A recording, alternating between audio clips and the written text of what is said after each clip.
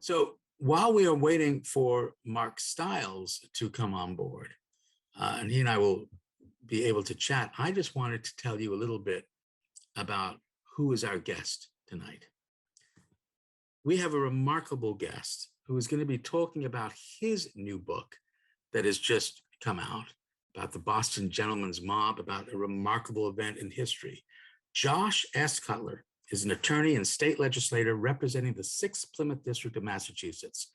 He currently serves as House Chair of the Joint Committee on Labor and Workforce Development. A former newspaper editor, Cutler is a graduate of Skidmore College, Suffolk Law School, and the University of Massachusetts at Dartmouth, Massachusetts Environmental Policy.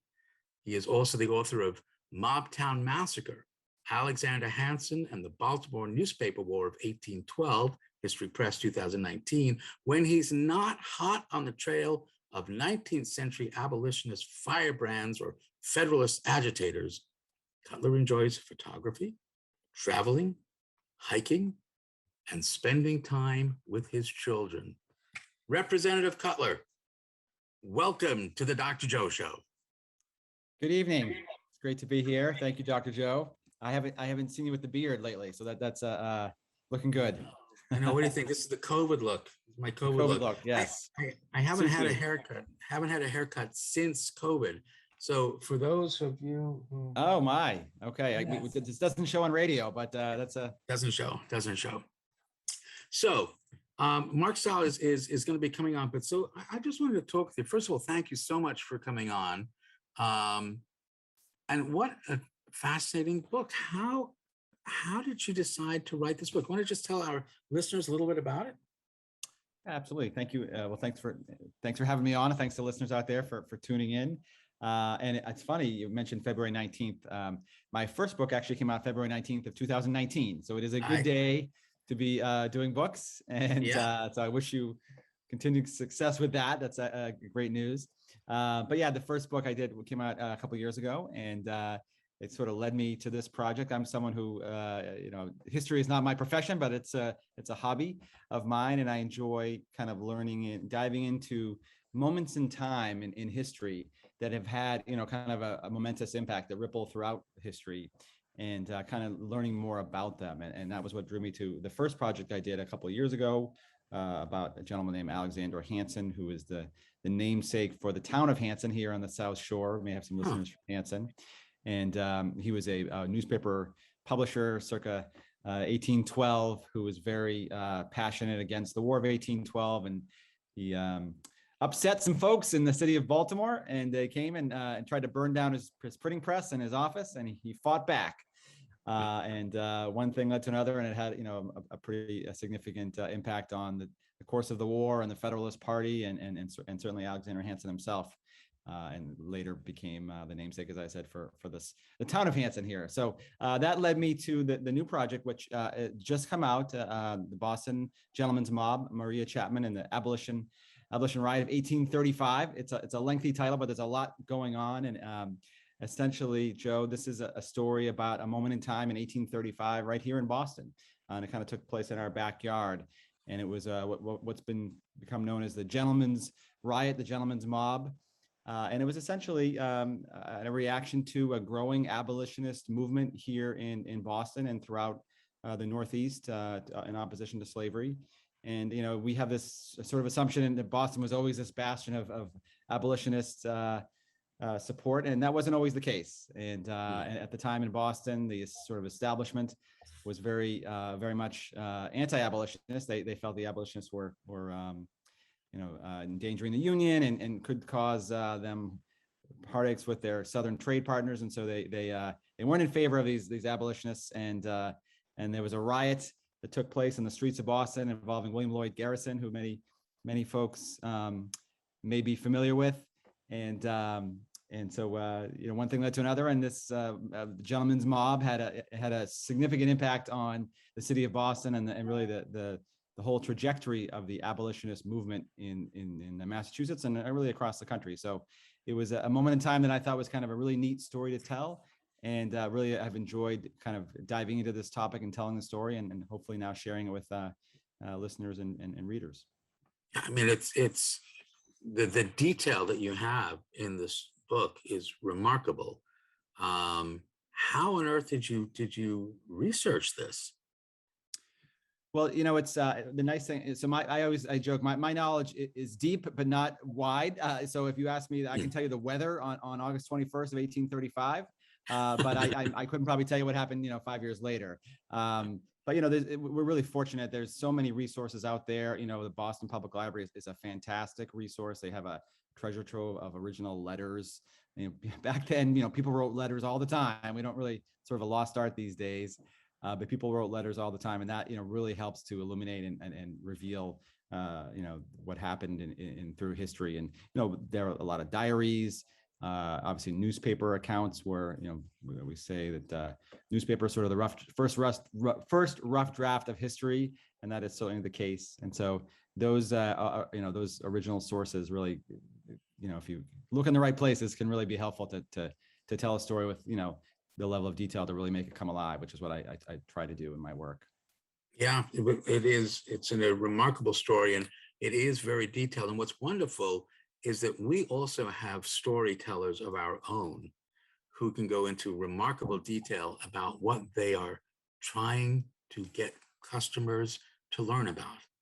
And so, speaking of those people, Larry, why don't we take a first commercial break so our sponsors can tell the world about their history.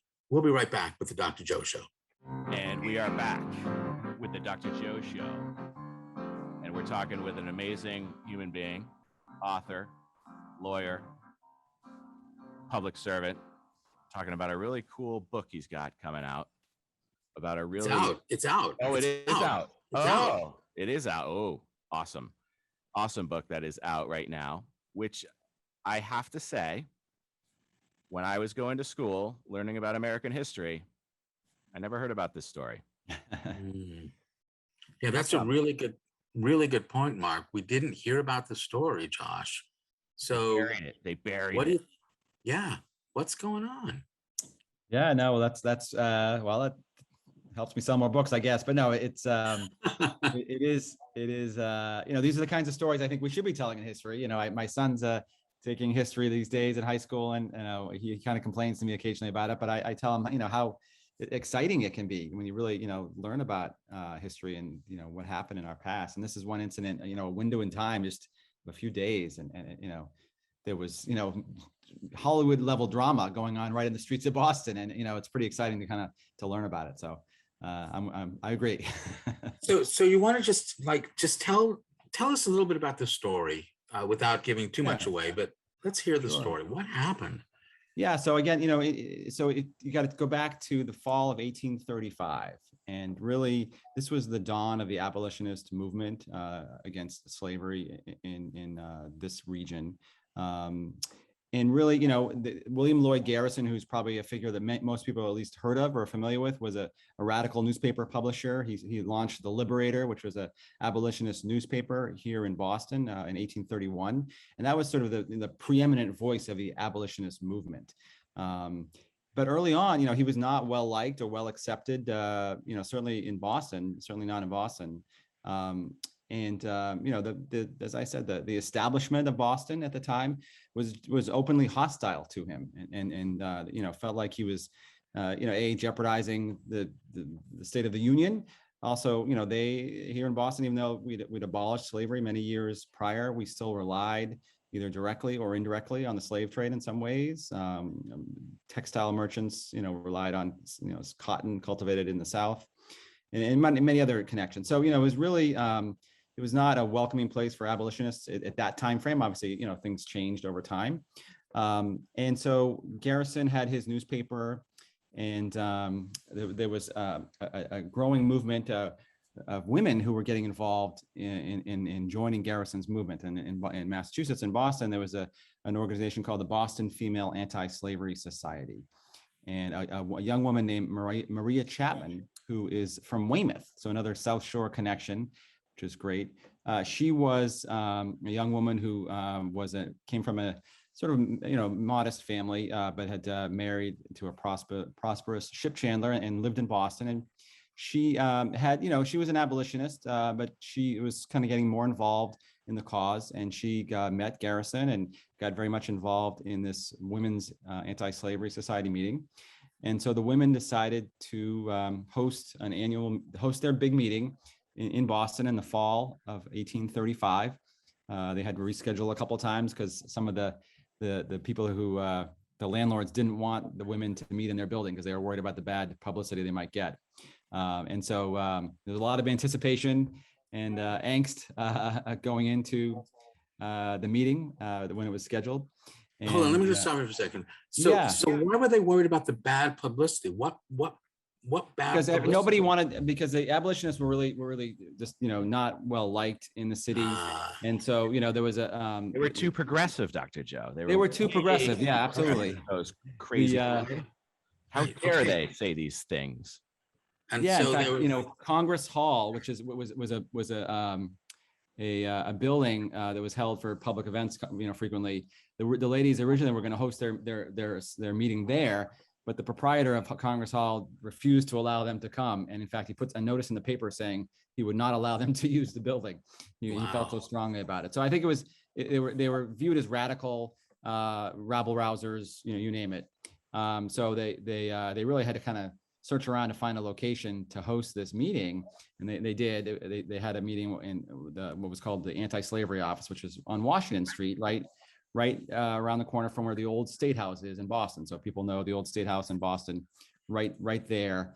They held their meeting, and they invited a gentleman named George Thompson, who was a British abolitionist and was equally as detested as William Lloyd Garrison. And so the day before, and this is, funny now, but not funny then, a local newspaper that was very much opposed to the abolitionists decided to stir up the pot. And so they offered a $100 bounty for anyone who would bring in George Thompson, this abolitionist. And so that really stirred up the populace and got people really agitated. And they passed the handbills around throughout the city, down in the North End and throughout the merchant area of the city, and really kind of got people whipped up into a frenzy about this, these raging abolitionists. And it worked. The tactic worked. So when the day came, October 21st, 1835, and the women held their meeting, very quickly, a group of men congregated outside, and it got very rowdy very quickly, and they sort of overtook the meeting. What's interesting about the men that were gathering in is that we think of mobs and riots being we don't think of them being the bankers and the merchants of society, the upper class, as it were, but they were on this day that they were. It was really the quote unquote gentlemen of Boston who were the ones that were most upset and were out in the streets objecting to this. And so they interrupted the women's meeting, and they tried to seize William Lloyd Garrison. He made his way out a back door and escaped, jumped down 2 flights and almost fell in the process. He tried to run away to a local carpenter's shop and hide under a pile of wood chips, but the mob caught up with him, and they grabbed him, and they seized him by a rope and started to drag him down the streets of Boston. At one point he was helped by a Union truckman who took pity on Garrison and intervened. But a group of men wanted to bring him to the Frog Pond on Boston Common and basically tar and feather him. And really, at the time, the only one who was standing up for Garrison and for the abolitionists was this group of women, the Boston Female Abolitionist Society, Anti-Slavery Society, and Maria Chapman, who was really the growing leader of this organization. And is a famous encounter that she had with the mayor of the city, Mayor Lyman at the time. And it really, I'll just take a moment and redo the line because I think it's kind of compelling. Please do. So she's there. The mayor has come into the meeting. There's men surrounding, throwing orange peels and throwing pieces of wood, and really trying to do their best to interrupt this meeting. And Maria Chapman is trying to lead, her fellow members to continue on to labor through this. And so the mayor says, Maria Chapman believes that the mayor is really a puppet of the mob and is not really doing his job in keeping the peace. And so the mayor says, Maria Chapman says, "Mr. Lyman, Your personal friends are the instigator of this mob. Have you ever used your personal influence with them? And the mayor responds, I know no personal friends. I am merely an official. Indeed, ladies, you must retire. It is dangerous to remain. And Maria's response, which has gone down in the history books, some people may be familiar with these words. She says, quote, if this is the last bulwark of freedom, we may as well die here as anywhere. And those words became a rallying cry for the abolitionist movement for years. Then, if you can Google them, and you can see her name attributed to that. So she really took a stand against the gentlemen, as it were, of Boston at the time, and stood up for the abolitionists in a very courageous way. And I think that's what kind of drew me to this story. And I think she's a figure that is not super well known in history, but certainly deserving to be better known, because I think she really took a courageous stand at that time, and also had a really remarkable career thereafter. So that was, without giving away all the good stuff in the book, that was essentially what happened on that day. And I would just add one other note, which I think is interesting, thinking about your work and the power of respect and how little moments can have a big impact. As I was, reading about that, one of the men who happened to be in the crowd that day was a gentleman named Wendell Phillips. And he was a young attorney who had a law office right on Court Street there. He worked with other young attorneys, one of them whose name was Charles Sumner, who may be familiar to some folks. Wow. And he heard all the noise and the combustion and so forth, and wondered what was going on. So he walked out of his office and saw the men on the street, rioting. And he asked one of his colleagues what was going on. He kind of learned about, what had happened with the abolitionists and why the men were out there. And he was really apathetic to be at the time. He wasn't an abolitionist. He wasn't really interested in anti-slavery issues. He really was apathetic. But the day's events had a big impact on him. And he later converted and became an abolitionist. And in fact, he became probably the leading abolitionist, or one of the leading abolitionists of the 19th century. These today, many of your listeners may be familiar with Wendell Phillips. He was really one of the preeminent social reformers of that century. There's a statue of him in the Boston Public Garden. And he was, along with Frederick Douglass and William Lloyd Garrison, really one of the titans of the movement. And really the genesis of all of that was this mob, October 21st, 1835, which really flicked a switch in his brain, in his mind, and opened up his eyes to what was happening. And it led to his career, his really, sort of very significant, amazing career for the next 60 years. So kind of getting back to what I know you're talking about with how a moment in time can have an impact that lasts, throughout the history pages. Right. There's small changes can have big effects, and you control no one, you influence everyone. And yet these were some of the businessmen of the community, some of the people who were there, merchants and salespeople. Why were they so against this? Yeah, it's a good question. I mean, now it's easy to look back, but I think at the time, we think of Boston as bastion of progressivity, whatever the right term is there. But it was fear of the status quo. I think, or wanting to protect the status quo, what they had at the time, and I think that was what was driving a lot of the fear. And listen, there was we had a civil war over this issue. There was right to be concerned that they would cause friction with the southern states, and certainly that did happen, and probably not soon enough. But I think it was just a fear of that, and the status quo. So it was it's interesting, because I think the two things that we think about with sort of looking back is, number one, that mobs tend to be the ruffians of the world, and that Boston was always an abolitionist hotbed. And so really, back in 1835, neither one of these was the case.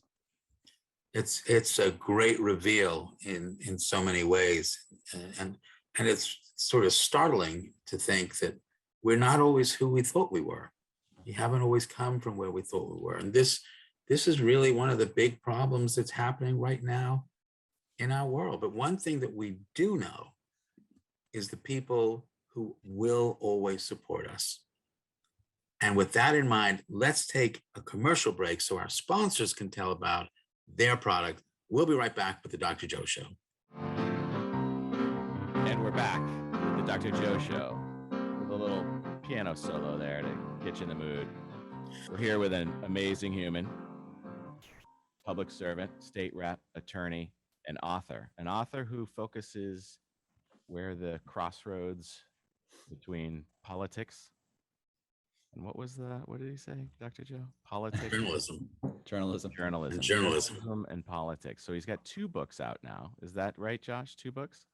That's right. Yes. Yes. With his most current book on a really interesting topic about an event that happened right here in our backyard, downtown Boston, that I was unaware of until learning about this story with our guest here.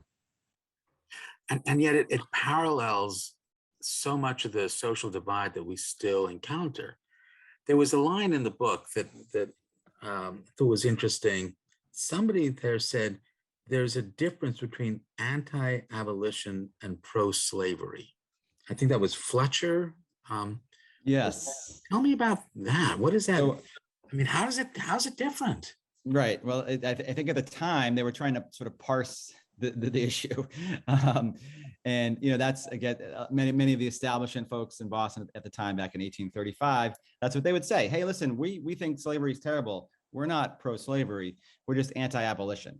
And so that's this distinction they tried to draw. And obviously, the abolitionists rejected that outright and felt that they were one and the same. But that was a point of contention for sure. Right. And then another person says, this isn't reform, it's revolution, was another line that caught my eye. And some of the men who were saying these things are men that, that have, Harrison Gray Otis, who's one of the leading, figures in American history in Massachusetts. And, unfortunately, they didn't always meet the high expectations that we held of them. Yeah. So maybe we can talk a bit about this. What is the psychology, think, behind this resistance to abolition, to saying, slavery is not a good thing. Let's move away from that. Let's change our world. It wasn't, for another 30 years that the 13th Amendment finally comes into law. So, and I will say that I think, given what we're seeing, there still is this enormous social divide, that somehow we think that one group of people is going to take something from another group of people. So I have some ideas about that, but I'm just wondering, Josh, what do you think as an author, as a journalist, as a politician? A couple things I'd say. I always try to take an optimistic take on things. I think one of the nice things about this story is that, number one, you saw this small group of women that really took a stand and changed, you can see the ripple, effect of what they did, how it would ripple throughout history and change the life of Wendell Phillips. It changed the life of Maria Chapman. It changed the trajectory of the abolitionist movement in our region and across the country. It actually woke up folks who maybe were apathetic at the time. And there's, even someone like Charles Sumner, who we think of as this, titan of, this great statesman, was really at the time, he didn't really have much of a, interest in these issues. He was a lawyer studying his law books and really interested in the legal side of things. And, it woke him up and, wanted him to make a difference. Many of the women, there's a woman named Susan Paul, who I talk about in the book, who was one of the few African-American women who was allowed to be part of the Boston Female Anti-Slavery Society at the time. And she was a remarkable woman whose father had started one of the first Black churches in Massachusetts and in Boston. So really, it's a lot of incredible stories of humans overcoming, this thing, which is why I think we have to focus on the good, or it can be very easy to. And I totally agree with that. And that's what the IM is not judgmental. The IM is saying, so this is the best we could do. The question is why, who we are, why we do what we do. Just to get back to that African-American woman again in your book. She wasn't an original member of that group, right? Weren't the women called out on it? Yeah, so that's totally accurate. That's a good point. So this Boston Female Anti-Slavery Society, initially it was only white women, and it was actually William Lloyd Garrison and others that kind of called them out on that, and they quickly realized, that I think the error of their ways, and they admitted Susan Paul, who was a very respected woman who had already been very active in a number of areas. So they invited her in as the first African American woman, and some others did join as well. So, change comes about in different ways, but absolutely. And Susan Paul really had a remarkable career. She's someone who I think certainly, I wish there was more of historical sources to document what she did, because sadly we've lost a lot of that to history, but we were able to kind of piece together some important parts of her career and show some of the impact that she had. She for instance, led a juvenile choir. She organized her students. She was a teacher and a seamstress. She organized her students to sing songs, anti-slavery songs, and she used that as a way to teach them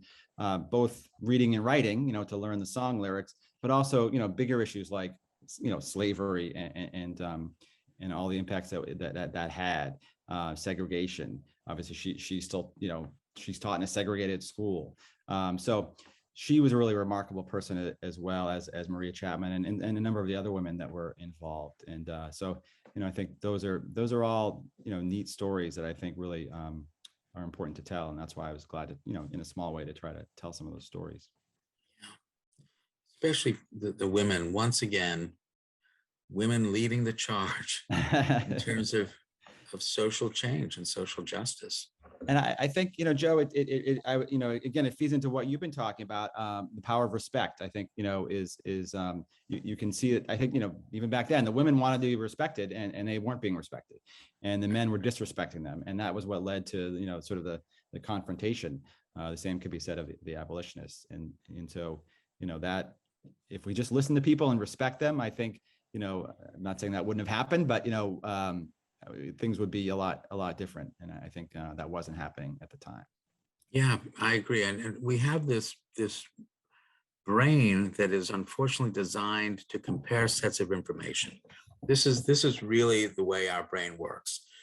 If you think about in infancy, there's something called stranger anxiety, happens around 7 to 8 months in a little baby. That stranger anxiety cannot happen until the child has enough data to compare sets of information. This is a familiar face, and this is not.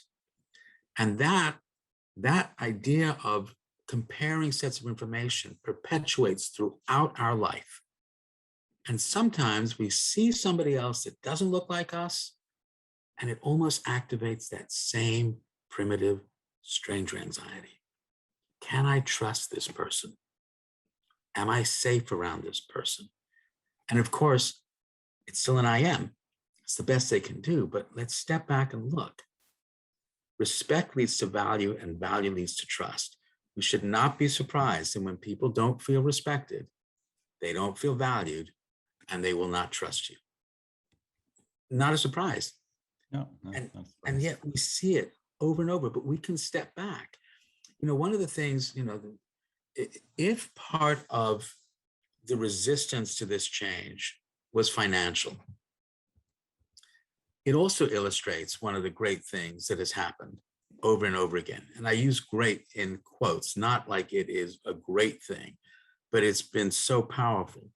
We have increased our own value at the expense of somebody else. Over and over and over, we do that. I can only be more valuable if I make you less valuable. But that's not true. That's not the case. Every time you remind someone of their value, you increase your own value. That's what the I am is trying to say. And that's why this book, I think, is so important, because it shows that we have a long way to go, even though we've come a long way. So why now, Josh? Why this book now, in the midst of everything that's happening in our country? Not to put you on the spot, but Yeah.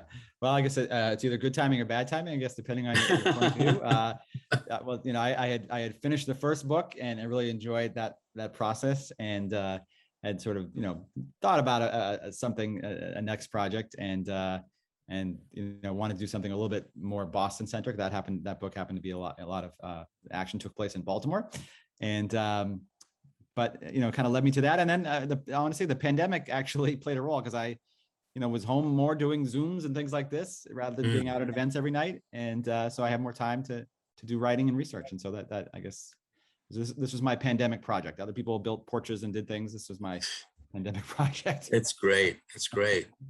Yes. Did you find a lot of the information online? Yeah, surprisingly, you can, and that was a challenge because a lot of things over the past year and a half, are not fully open or can be challenging to get into. But again, I'll say, like, the Boston Public Library has a digital Commonwealth at the partnership that they do, and there are thousands of letters from the abolitionist era that are posted online, and it takes some time. It's gonna read, each one of them. I thought my handwriting was bad, but Right. their handwriting isn't always great, and it can take some time to really read through the letters and get context. But that really can reveal, because people are writing on a daily basis, so you really can get a level of detail there, which is amazing. And they're all, almost all of them are online. Some of them I had to, a few letters here and there I had to really chase down, or I remember I had to call a friend of a friend to try to find a letter, a particular library that I couldn't get access to, things like that. But I was able to do a lot of the research online. And we have some great libraries here on the South Shore. The Tufts Library in Weymouth had some great material on Maria Chapman. The Dyer Library in Abington had some original copies of the Liberator newspaper. Duxbury Roland Historical Society had some material that was helpful to me. So there's a lot. We're really fortunate in that regard to have such a robust, group of historians and historical resources at sort of our disposal here.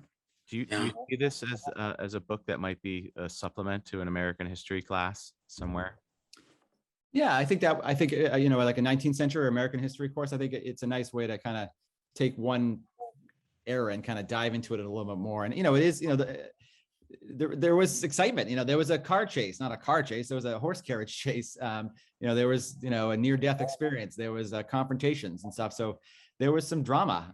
So that kind of history, I think, does have some appeal to people who maybe aren't sort of just into history the way some folks are. I think it has some popular appeal. At least I hope it does. And I try to write my books in a way that's not dry. Hopefully readers can judge whether I succeed or not, but I try to make it readable and enjoyable, because I think that's important. How would it? It is. How would it? It play is. on the screen? I think that's a great idea. It would make a great screenplay. It really would. There's so much to it. Dr. Joe, you could play one of the characters. I think I could see Wendell Phillips maybe. William Lloyd Garrison was almost bald, so maybe Mark, maybe that's more. Do it. Sign me up. I'll get my SNAG card. I'm in. That would be great. That would be really funny. Well, hopefully we can cast it with all sorts of wonderful people, including those people who support us all the time, who always have the research ready for us, who always have the data accessible and the products accessible. Let's take a commercial break. We'll hear from our sponsors, and we'll be right back with the Dr. Joe Show. And we're back with the Dr. Joe Show with author Josh Cutler with his new book, The Gentleman's Riot, an event that happened right here in our backyard in 1835. Yeah, 1835. Long time ago, not that long ago. If you want, No. In the whole scheme of things. Really not. A mob of gentlemen. That's interesting, because we hear the word mob. We've been hearing that word mob a lot over the last few years, and we do associate it with a particular type, and yet it's not. And at least this was right out there. There's a lot of subtle aggressions as well. There's this idea of critical race theory. Maybe I shouldn't say it, but is this that? Or is this just saying, look, this is what history is, man. This is what happened. Yeah, I think this is just what happened. And, it's, there's good and bad. And, there's people who rose to the occasion and others that maybe didn't meet our expectations. But, I think there's a fascinating window on a period of time that had had an impact much, far beyond the day itself. Yeah. And we think of Lincoln and, the. It's funny. So at the time, it's funny because we, obviously Abraham Lincoln, was, the great emancipator and so forth. But at the time, some of the abolitionists were very skeptical of Lincoln. And in fact, Wendell Phillips once called him the slave hound of Illinois. Wow. They were suspicious of him and his motives and thought that he was, going to hold firm. And ultimately they came around, but it took some time. And Maria Chapman, and William Lloyd Garrison were both very suspicious and skeptical of Lincoln in the early days of the Civil War. So, they were they were tough to convince, but eventually they did come to believe in he was doing the right thing. Right. And of course, it wasn't just that moment with Lincoln signing the 13th Amendment. I mean, there was hundreds and hundreds of years before, and still hundreds of years afterwards. And it's interesting. So William Lloyd Garrison, after the 13th Amendment was signed into law, sent to the states, and after that, the Civil War had ended, he really kind of felt like he'd accomplished his life's goal of abolishing slavery. And he kind of, he switched gears basically. Whereas Wendell Phillips really took a different tact, and really he was just getting his second wind in that. And he really felt strongly that it wasn't just about abolishing slavery. It was pushing for equality, real equality between the races. And so Wendell Phillips went on for the next 20 plus years and really continued to be one of the major progressive voices in America at that time. Whereas William Lloyd Garrison, and to an extent Maria Chapman, who they both had health issues eventually as well, felt so vested in abolishing slavery that once it happened, they changed their outlook a little bit. But so it's just interesting to see the kind of different takes that people have. And the other interesting thing I just want to mention, while I know we're running out of time, is someone like Wendell Phillips, who again became this major figure of the 19th century, all dating back in a big way to this riot that he just happened to stumble out of his office and witness as a young man in Boston. But if you read some of his speeches, I read one of his speeches from, I think it was like 1875, fairly late in his life. And he talked about advocating for an 8-hour workday. He talked about currency reform. He rallied against the influence of moneyed corporations, and he decried what he saw as growing income inequality in the nation. And it's just remarkable. You think about all those things. You could talk about all those things today. That speech could be given today. That's right. It was 150, whatever the math is, 150 years ago. And so that's what really kind of, when I think about those things, realize, what, it's not that different. Well, that's why history is so important, right? That's why we have to teach history. Yes, I absolutely agree about that. Yeah. Right. But we have to change as well. We have to. We don't want to repeat what didn't work. But it hasn't changed. I mean, because we're not teaching history effectively. Or is it just so embedded in our culture that we fear the change? And that again is that stranger anxiety. Relax, everyone. It's okay. It's an I am. Everyone's doing the best they can. Let's just understand what it is. There's no reason why you should fear that you're going to be devalued when you make things equal, when you allow and say, let's do this. Even the word allow, makes it sound like somebody else has more power over somebody. We're going to allow this to happen, as opposed to helping the evolution of our society. That's why I really wanted you on here, Josh, because some things just haven't changed. And how do we do that? How do we do it? So, the I am, we're saying we're always doing the best we can. We're influenced by 4 domains: our home domain, the social domain, the biological domain of our brain and body, and the I see. How do I see myself? How do I think other people see me? Because the domains interconnect, a small change can have a big effect. So given where we're at right now and the history that you are showing us, What small change can you recommend to our listeners? So maybe we can make a real change. Well, I'll turn it back. I think, what you talked about respect. I think, the political discourse sometimes can get very coarse, and I think it's incumbent upon us. And I'll speak to myself. It's incumbent on people like me to find the way forward to respect everyone's views, and to make sure that civility is really the watchword of our political discourse. I think that's so important. We see that on both sides, or in all trajectories, I guess. I don't want to say there's both sides, but and I think that's respecting everybody is really important. So I think what you're talking about here is has a lot of currency, and is an important takeaway to think about, and for all of us. I hope so. I hope people understand that just because you disagree with someone doesn't mean you value them less.